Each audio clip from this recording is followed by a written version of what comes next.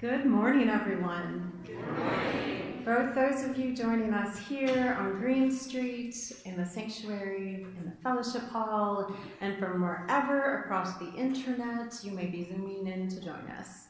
My name is Reverend Beth Monholland. My pronouns are she, hers, and I have the pleasure of serving as the lead minister here. I want to welcome you this morning fully into this space, into this community where our mission is, say it with me if you know it, to build community, seek inspiration, promote justice, and find peace. We welcome you today, no matter what you might be carrying with you, no matter what joys and sorrows you want to lift up and lay down. However you are, whoever you are in body and spirit, you are welcomed here in this community. Here on Green Street, we know that we sit on the ancestral lands of many people who first called this place home before white settlers came. And while, as I said last week, and will say every week, a land acknowledgement does not take the place of reparations or relationship, it is a step in the process of being in relationship with all those who came before us and who still, no matter their names, the Potawatomi, the Peoria, I have to look it up, the Mihawa, the Sioux, and many others who are still alive and well and attempting to thrive with agency and sovereignty here on the soil. We wish to be in relationship with them as we wish to be in relationship with each other, to live that mission of community, inspiration, justice, and peace. And so we thank all those who came before us and made this gathering in real and material ways possible. I'd like us to light our chalice this morning, and I'm going to invite Frankie and MR to come up and do the lighting. And I would invite you, my beloveds, if you wish to say these chalice words with me. They are printed in your order of service, and they will be on the screen for those joining us from afar. How precious, how fragile, how short is life. Our lives are but a breath. The divine brings us into being, weaves our lives together, and ushers us into eternal rest. Blessed are the sacred rhythms of life, and holy are these tasks, to be alive, to pay attention, to honor the fleeting with awe and care. And now I invite you to join us in our opening song, number 121, We'll Build the Land, and please rise in body or spirit as you feel comfortable doing and join us. MR is going to lead us. Good morning, my friends. Remember, when we sing the chorus of this one, we sing, "We're people together," instead of the binary sisters and brothers.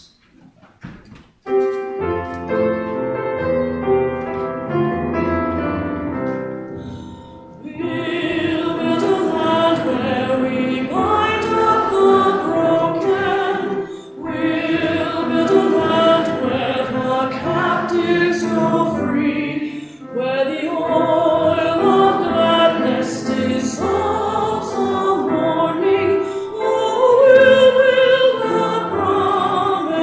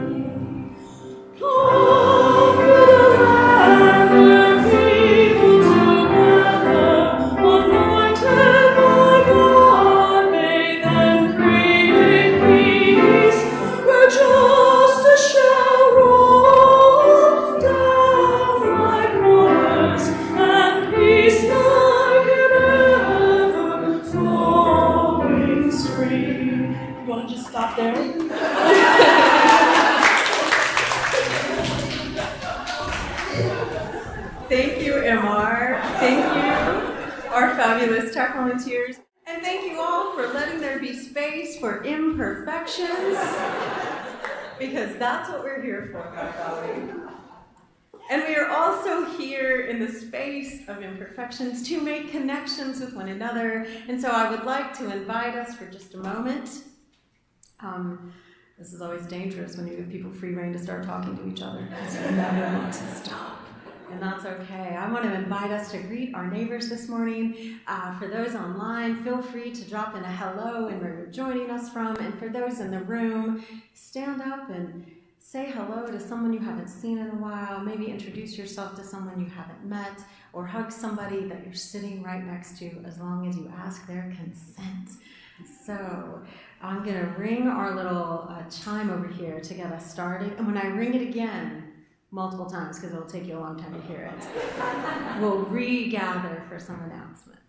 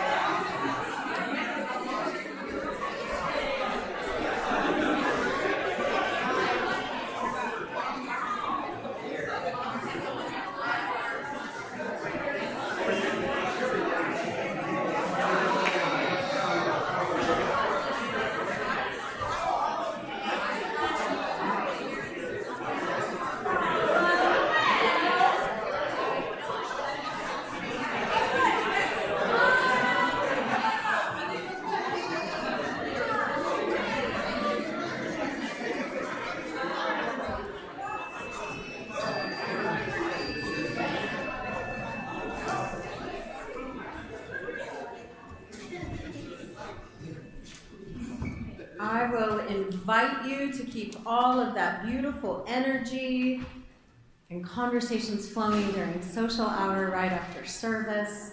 And speaking of right after service, we have a special treat for you today. And for those in the room, you may have noticed, sorry folks online, you got to physically be here for this one. But we're going to play human bingo during social hour as a way to foster fun and connections. And so everybody should have one in their order of service. If you didn't pick one up, we'll have some extra ones in the fellowship hall during the social hour. And so we just invite you to talk to all your neighbors, introduce yourself to new people, or people whose faces you've seen and you can't quite remember their name, and their badge is turned backwards so you can't read it. We do have some fabulous fun prizes. They might be small prizes, but a prize is a prize, everyone. So whoever gets bingo, just come up to Reverend Sally. She'll have a prize for you. And the first person who fills in all their card, who gets a bingo blackout, will have an even more fabulous prize. So be sure to engage in that fun activity, not during service. No cheating. Thank you, Reverend Sally. They're not going to cheat. They're just going to look and start planning who they need to go talk to, and that's fine.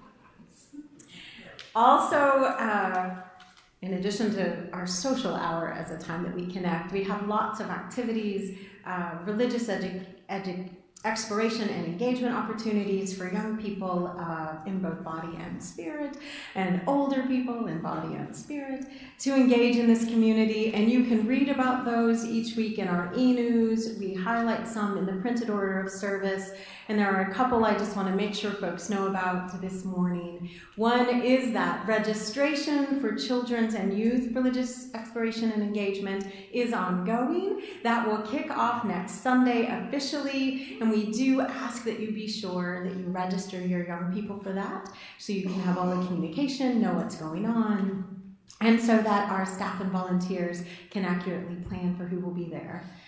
There's not a registration deadline per se, so if somebody's watching this online and they're like, oh, I won't physically be there till October, great, you can still register and have your young people join us in October, but we do want you to know registration is happening. One more thing that you can register for that also kicks off next Sunday is our Crossing Paths religious education program that is a multi-generational interfaith program that will take place on Sundays throughout the whole year. It is for anybody who is in 7th grade and above, so take a look at that information on our website, and if you haven't already, register for that. It's an amazing opportunity and you'll want to be part of it. And now, with that said, I want to invite Pat McClard to come up, and he is going to talk with us about our shared offering partner for the month of September. And honestly, I told him he could say whatever else he wants to say. So.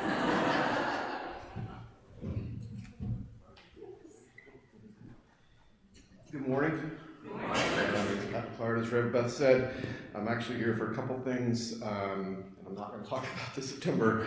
I'm looking a little bigger picture. It's fall already, which means November is coming quickly, and that means the shared offering nomination process. So I'm going to be making announcements, hopefully the first Sunday for the next couple months here, to remind everyone to nominate your organization. You can't do that yet, but when I publish the form, sometime in either late September or early October, depending on the next part of this, which is my call for volunteers. So if anyone would like to help, it is fairly low effort over basically a month and a half, meeting for maybe a couple hours over that time. Everything is set up and ready to run, so it's fairly minimal. So if you're interested, please reach out to me. You can send an email to sharedoffering@uucuc.org, or get a hold of me on Facebook or whatever.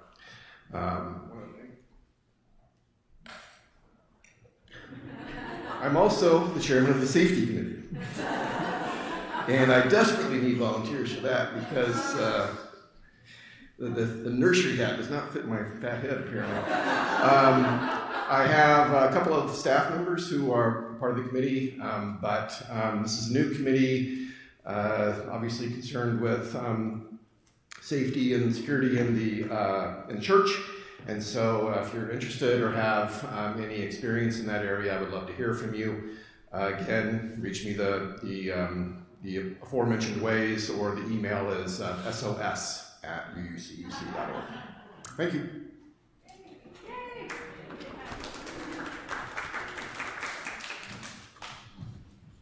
Thank you, Pat. And I think if it's working, we also do have a video to introduce our shared offering partner this month. As many of you know, and if you don't, I'm happy to tell you, we as a community have agreed that we will share a portion of all the undesignated funds we collect each Sunday to a community partner who's in line with our values. And for September, that community is, Lord in heaven, I already forgot, Brave Trails. I started to say voices and I knew that was wrong. Brave Trails. And we have a video where they will introduce themselves for us so that you can know what they are about and know that each week this month of September, when you share, some of that money will go to this great organization. Brave Trails was created to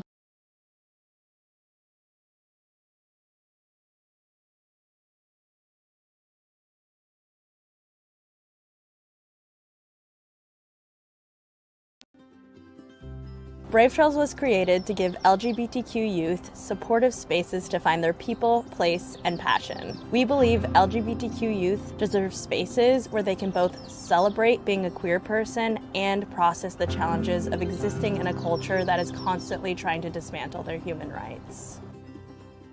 Our youth leadership summer camps originated in 2015 when we hosted a one-week session supporting 40 queer and trans youth in California. Over the years, we have provided camp to over 1,000 unique youth traveling from 17 countries in 50 states. And annually, we award over $100K worth of financial aid to eliminate barriers that would otherwise limit access to the magic of camp. Brave Trails provides aspects of a typical summer camp, like hiking, archery, tie-dye, and arts and crafts. But what really makes our camp so special is the community and culture of camp, and the ability to give LGBTQ+ youth a voice for change. Through our adult role models, we're able to provide an affirming space where queer and trans youth can see a future, ask questions, and explore their identity. At the core of our mission, we are a leadership-focused camp giving youth the tools to be the leaders and change makers of tomorrow. We provide youth access to curriculum and conversations that many times are not provided in their school environment. Education like LGBTQ+ history, anti-racism, and knowing their rights. We think of camp as a launching pad that allows our youth to discover their passions and bring them back into their hometowns. Hello everyone, my name is Kai, and you may know my mom, Kelly Halcomb. We were trying to get people to donate to a camp called Brave Trails. I myself have been to this camp, and it means the world to me that a place as magical as Brave Trails exists. Your donations would help continue to build scholarships for youth that have financial barriers and help pay for the new property that the camp has just purchased. Brave Trails also offers family camp, backpacking, and LGBTQ+ therapy for youth in California. I've gone to Brave Trails in California for 3 summers now, and I like to consider Brave Trails to be my home away from home. Brave Trails is also a leadership-based camp and helps youth be role models in their communities. I've learned a lot from this camp, and I look forward to Brave Trails every year, and I hope to see that it continues. So we would love it if you would consider donating an amount that is generous for you to go towards supporting this LGBTQ+ safe space so that I and other queer youth can experience pure gay paradise. And perhaps, if you still need some more convincing, here are some members of our church who also encourage you to give to this great organization. Amy Hassinger, Jamie Davis, AJ Herzog, Ren Herzog, Laura Bruce Troyer, Anya Troyer, me, my mom Kelly Halcomb, and my dad Randall Banning. Thank you, and I hope you consider donating.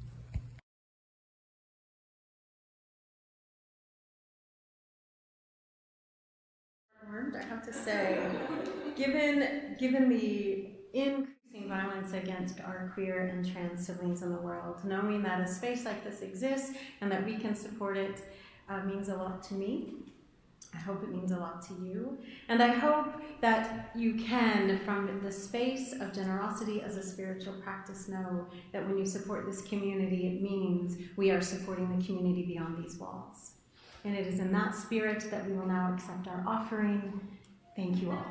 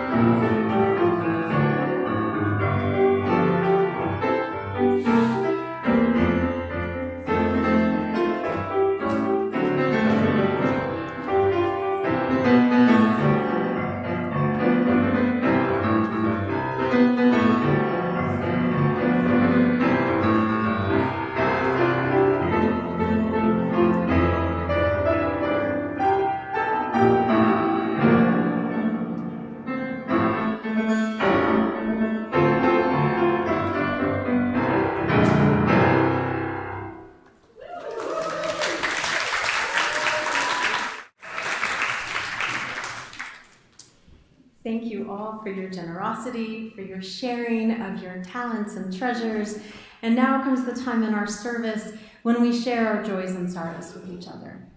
We know that when we come together in spiritual community, the joys that we bring are magnified by sharing them together, and the griefs and sorrows that weigh us are a little lighter by laying them down here in community. I invite anyone who has a joy or sorrow that they would like shared to fill out a card, which our greeters will make sure you have access to.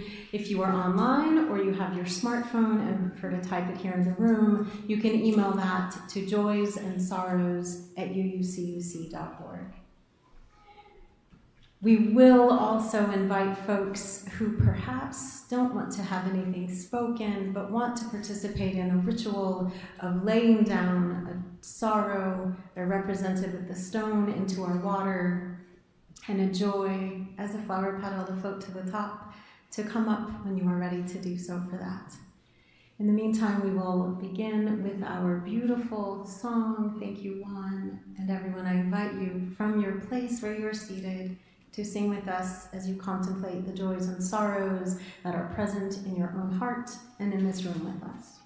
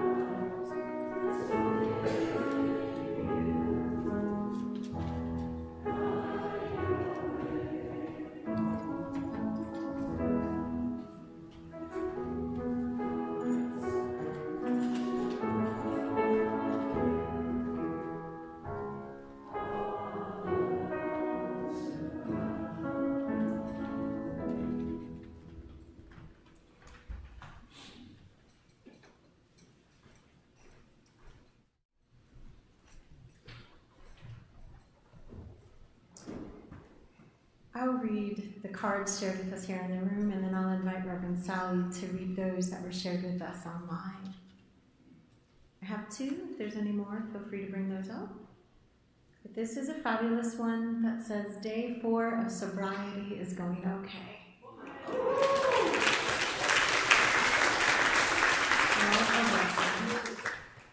And this one from David Wolf. Take my glasses off.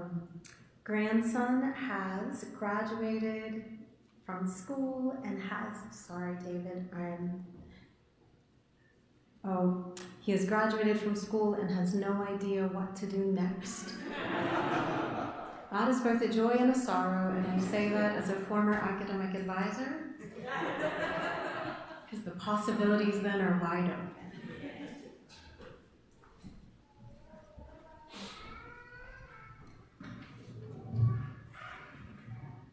An anonymous concern submitted by a parent and children. We're concerned about my husband's and our dad's severe hearing loss and hope his new medicine will help him and that his brain is okay. We love you.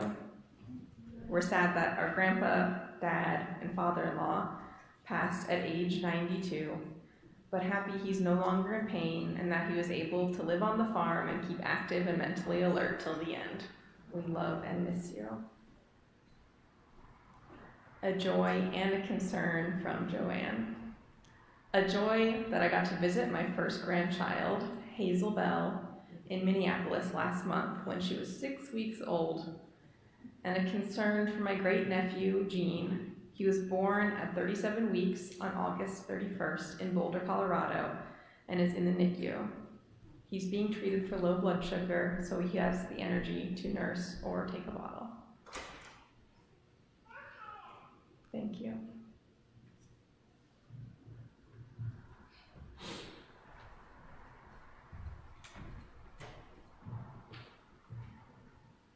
Thank you for sharing. Thank you for holding space in this community with compassion and care, and for all the joys and sorrows that were spoken aloud today, for all the ones we carry silently in our hearts.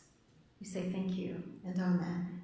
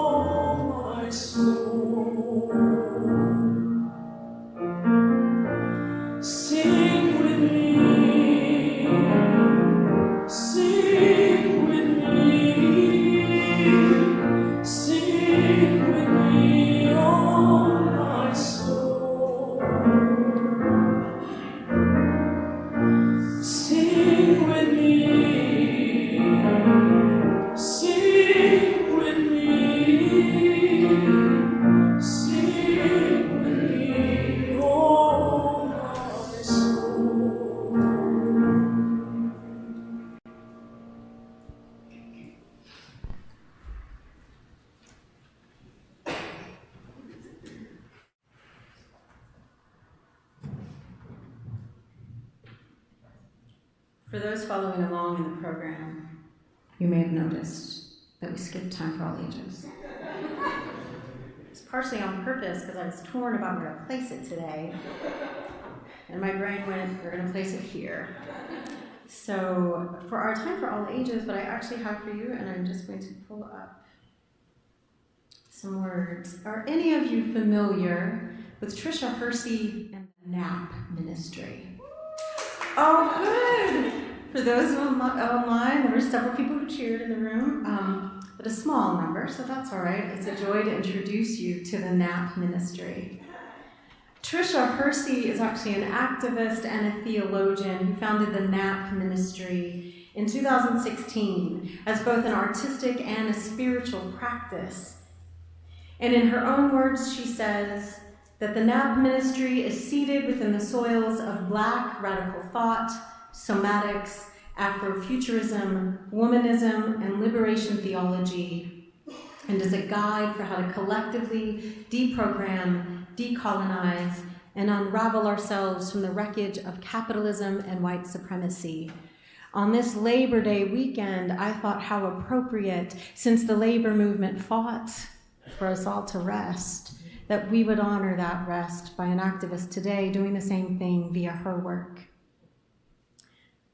Hersey says that we believe our bodies are portals. They are sites of liberation, knowledge, and invention that are waiting to be reclaimed and awakened by the beautiful interruptions of the brutal systems that sleep and dreaming provide. I don't know how many of you are tired.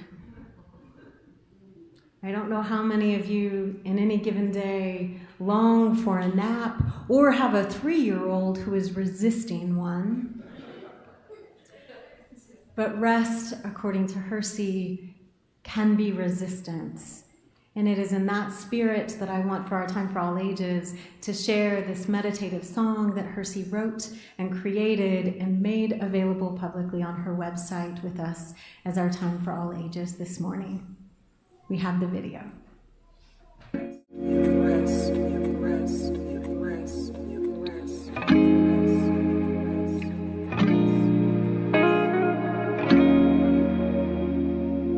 Welcome to the dream space.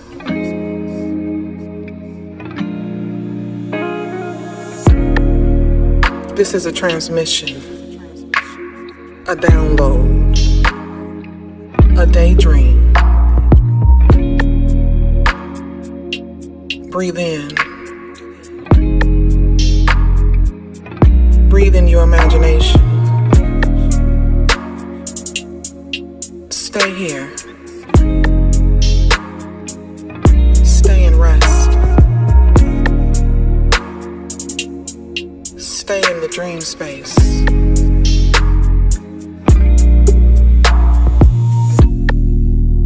Our collective rest will save us. Welcome to the dream space.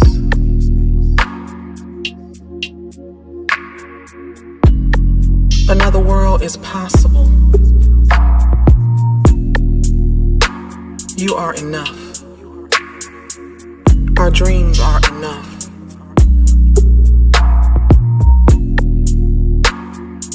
This is imagination work. Imagine you have everything you need. Imagine a world with justice. Imagine a world where capitalism doesn't exist. Poverty is no longer created.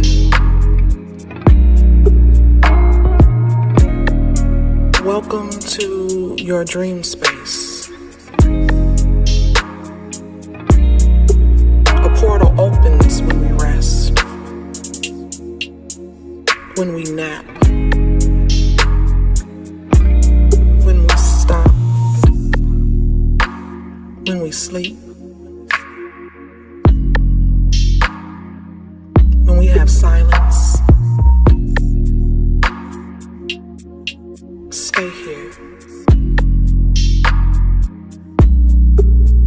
You can daydream. You can daydream.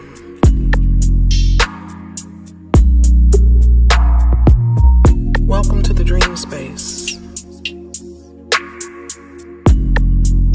Daydream, you have everything you need. You have everything you need. You have everything you need.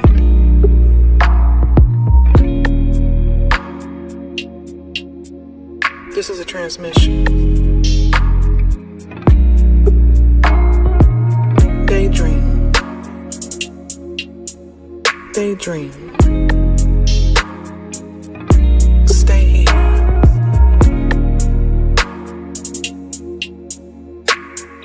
This is imagination work. This is dream work.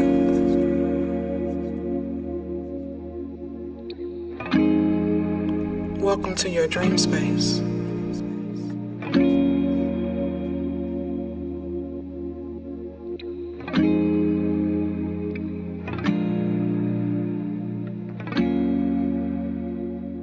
You can just be.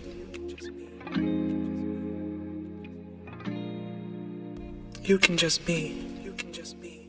You can just be. You can just be. You can just be.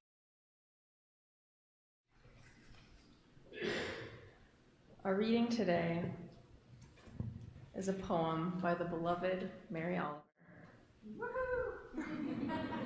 titled The Summer Day. Who made the world? Who made the swan and the black bear? Who made the grasshopper? This grasshopper, I mean, the one who has flung herself out of the grass, the one who is eating sugar out of my hand, who is moving her jaws back and forth instead of up and down, who is gazing around with her enormous and complicated eyes. Now she lifts her pale forearms and thoroughly washes her face. Now she snaps her wings open and floats away. I don't know exactly what a prayer is. I do know how to pay attention, how to fall down into the grass, how to kneel down in the grass, how to be idle and blessed, how to stroll through the fields, which is what I have been doing all day. Tell me, what else should I have done? Doesn't everything die at last and too soon? Tell me, what is it you plan to do with your one wild and precious life?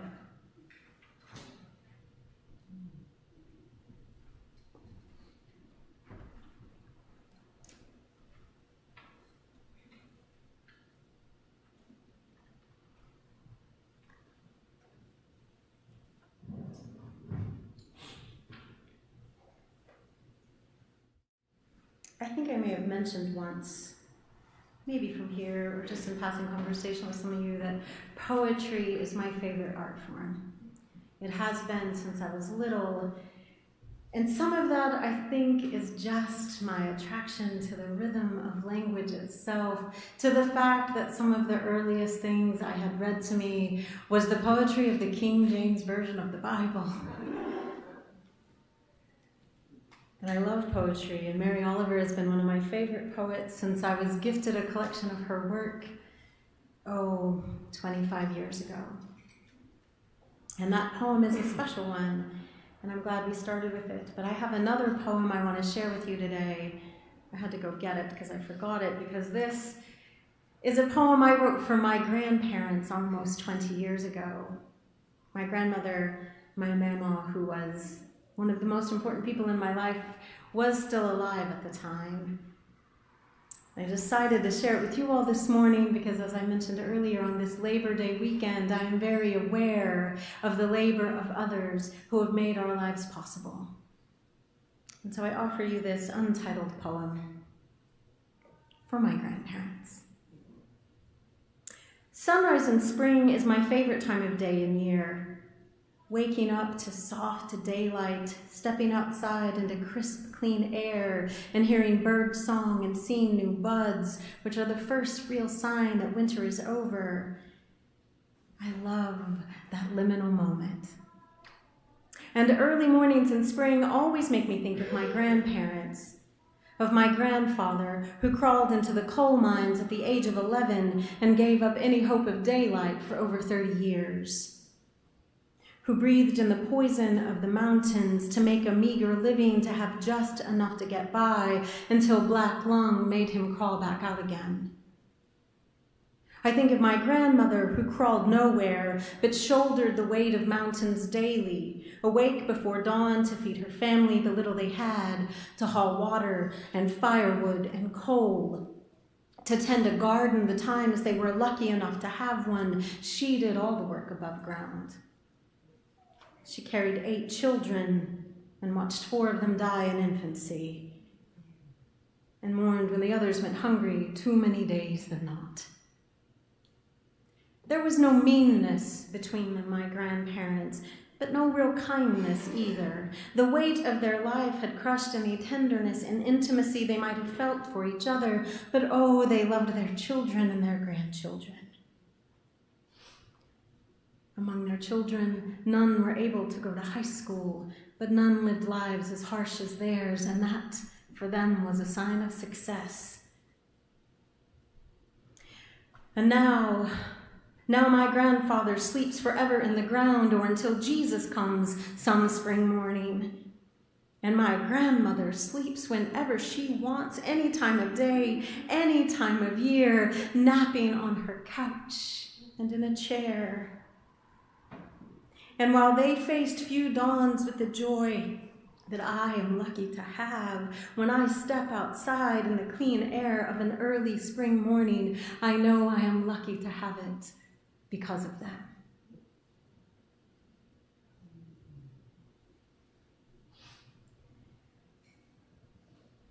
My grandfather did indeed start coal mining at the age of 11. In 1934, he was the oldest of 13 children, and the family was desperate and needed the income.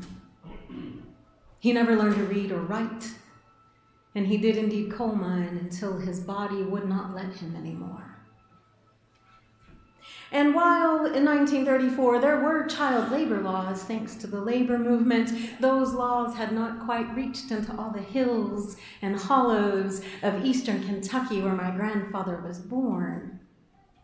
And while unions had been organizing for several decades by the time he entered those coal mines, it would take another 30 years, well into the 1960s, before mining unions really took root in the land where my grandfather was. Too late for him. So I grew up, though, with stories that my grandparents told me of the anti-union violence that was regularly directed at them in the mining towns where they moved around to. And I knew from their experience and the experience of others around me that unions Unions existed to help keep people safe, to create work that would give you some dignity and a chance to thrive.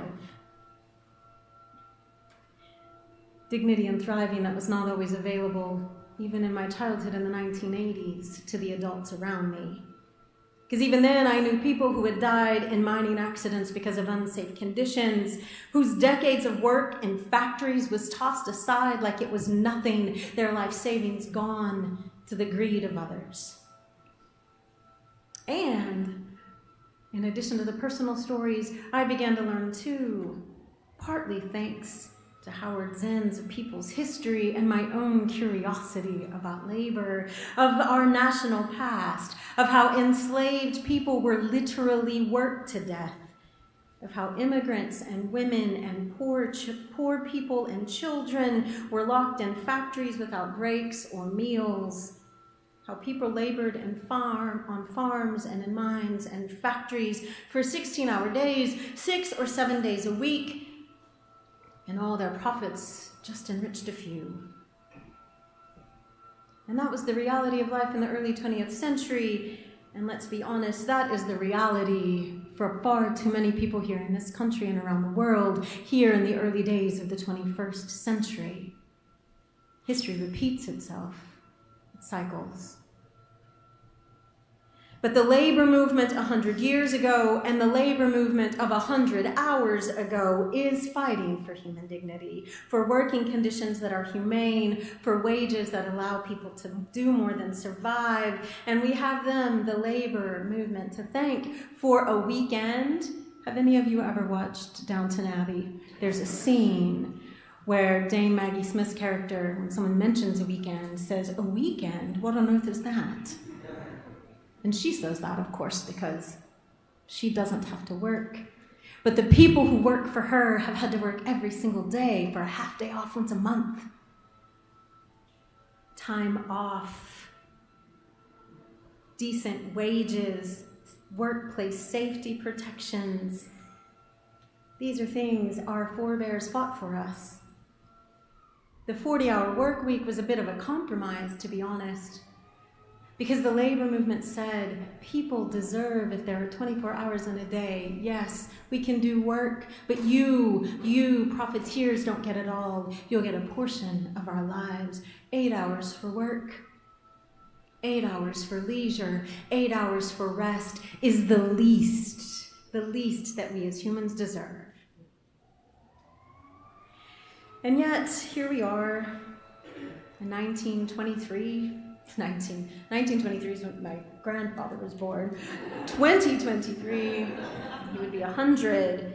And so much of what he experienced, we still experience. And I think part of it is because in that equation of work, rest, and leisure, we in America at least still hold up work as the most important part of it. The others are a side note, and you get to earn rest and earn leisure if you work hard enough. That good old Protestant work ethic that's embedded in white American culture says that hard work is moral and good. And work can be moral and good. Work can be what helps give our life shape and meaning. We long for those things, I think, as people. We long to have meaningful connections. In another one of my favorite poems by another favorite poet, Marge Piercy, a poem she wrote back in the 1970s, which is titled "To Be of Use," she ends it with a beautiful line that has stuck with me since I was 20 years old. The pitcher cries out for water and a person for work that is real. A person longs for work that is real. And ever since I encountered that poem, I wondered, what is real work? And I think about it because my grandmother visited me once when I had my first actual, quote-unquote grown-up job in an office. I worked for an ad agency as an account representative, and almost everything I did was on phone or email. But my grandmother had visited me in Milwaukee for a week.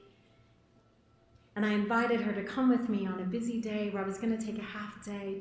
I wanted her to see what I was doing.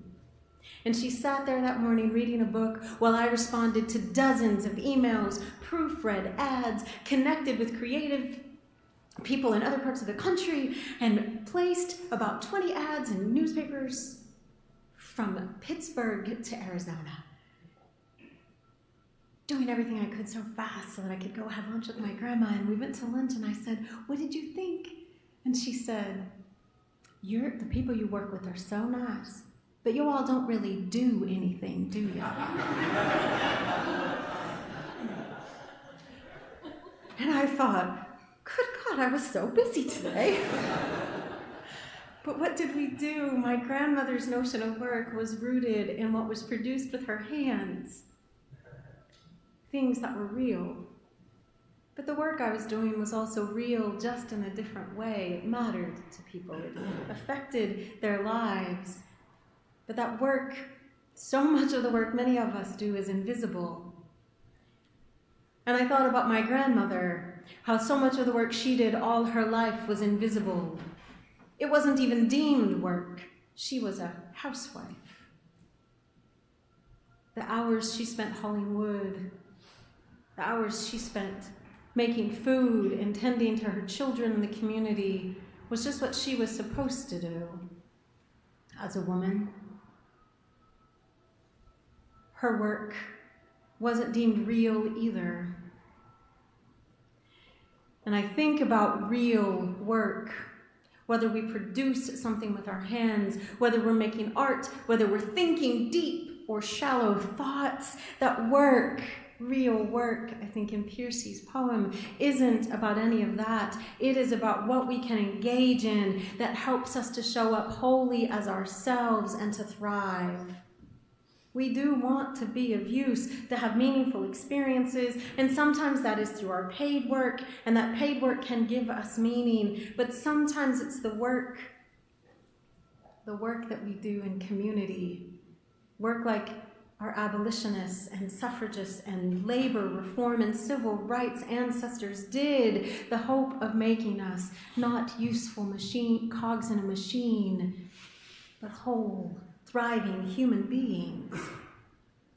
Because we, as a culture, have turned productivity and usefulness too often into weapons. We measure people's worthiness by how useful they are. We have literally weighed people's value by how much they produce. And embedded in our cultural norms is the idea that we have to earn a living.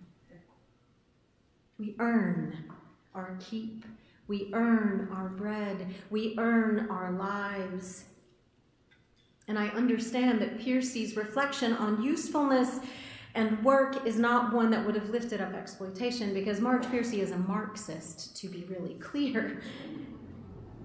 But she was reflecting, and what I have reflected on is that real work can look so different when we don't have to earn our lives.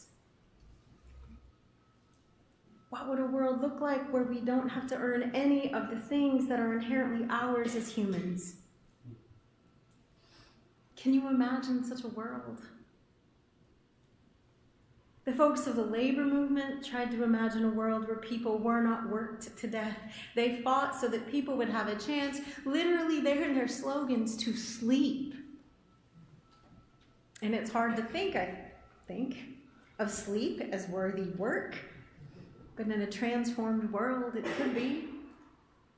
Sleep and rest and renewal can be acts of love. Making sure we all have access to rest is a labor of love we can engage in.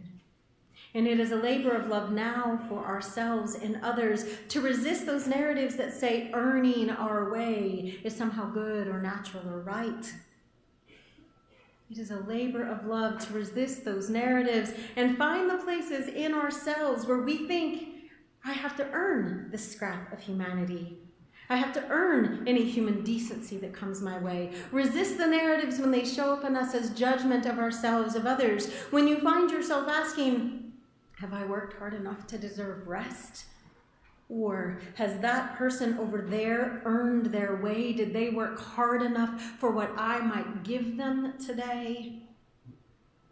When we find ourselves treading those old, familiar thought patterns about earning our value, we have to interrogate where those thoughts come from. Because we all deserve rest. We all deserve food. We all deserve dreaming simply because we are alive. And we need to remind ourselves of that daily with gentleness and compassion and love. Because there are people among us who cannot work. Their bodies are frail, damaged, old, too young, and we count those people as useless too often. We throw people away when we do not engage in a labor of love that says we all are inherently worthy. And that is the actual work, the labor that love calls us all to be engaged in. In today's reading, Mary Oliver's oh so beautiful and famous poem, when she asks, "What will you do with your one wild and precious life?" that is a phrase and a question I have asked myself over and over. I have heard you ask it over and over.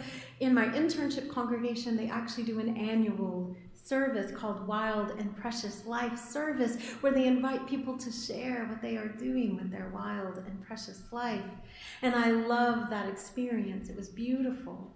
And I think the possibility to dream about what we might do is important, but you all, Mary Oliver, answered her question about what she is going to do with her one wild and precious life, and it wasn't do more work or write more poems or print more books or teach more lectures. It was, I will be idle. I will wander in a field and notice a grasshopper. I will be still and notice a blade of grass. What else am I supposed to be doing except noticing the world with love?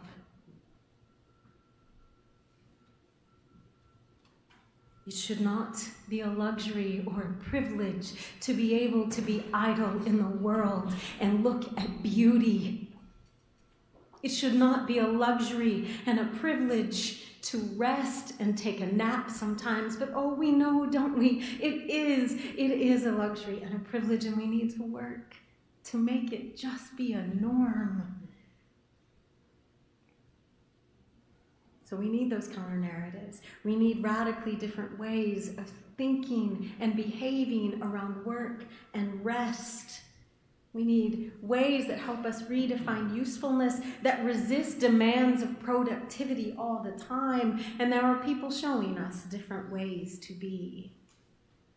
There have always been people showing us that. We need to just look at their examples. They're there throughout our history. They are there in our present. And one that I shared is Tricia Hersey from the NAP ministry, who from her location as an African-American woman, as an activist, artist, and theologian, is very aware of how she as a Black woman in America is devalued and dehumanized. And how if she, in her specific location, resists and makes rest and dreaming possible, you all, if it is available for her, it will be available for all of us. Because rest, as Tricia Hersey says, is resistance. Rejecting the pressure of constant productivity is a spiritual act, my beloveds. And I'm not talking here, nor is Tricia Hersey, simply about some acts of self-care. And I don't want to devalue those, they are important. But the systems that say we must produce all the time are collective, and therefore it takes a collective response. It takes a collective way of engaging in different behaviors. It takes practice together. Because while the systems are huge and must be addressed, we have to begin small right where we are, because that's what transformation requires.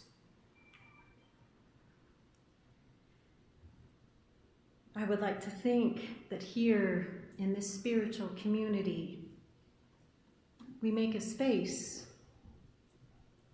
for all of us to show up wholly as ourselves and to rest. Because we cannot come here into this space, this spiritual space, and replicate the ways of the world and think that we are somehow, just because we say we are a people of faith, going to make anything different. We have to not do everything the same. We have to do things differently. So I ask us, how might we show up differently for each other? How might we, in our council meetings, and our committee meetings, and our small group meetings, make sure that we don't rush into the task and instead pause and breathe and ask one of my favorite questions. Friends, how is it with your spirit today? Are you coming into this space angry or tired? Frustrated and sad? Let us make space for that. Because healing together is more important than any to-do list we might have. And that is not to say that the to-do list can't be attended to, but they cannot be the first thing. We, in our relationships with love with each other, are the first thing. That is who we are and why we are here. If we wish, as our mission says, to build community, to be a place of inspiration and justice and peace, then we must center labors of love that offer rest and renewal to each other. Because that, not work, not meaningful work, not purpose, loving each other is the point of our lives. And if we can show up together wholly and honestly and make space for rest and renewal, even if we come here with our cups completely empty, we can leave with them overflowing and maybe a little bit refreshed for whatever work our gifts and the world's needs do call us to do. I pray for us that as a people we can practice rest as resistance. I pray that today or tomorrow or sometime this week, we take a nap to honor one of our ancestors. And may we lay aside those to-do lists and listen deeply to each other. And in doing so, may we know we are laboring together in love. May it be so, and amen.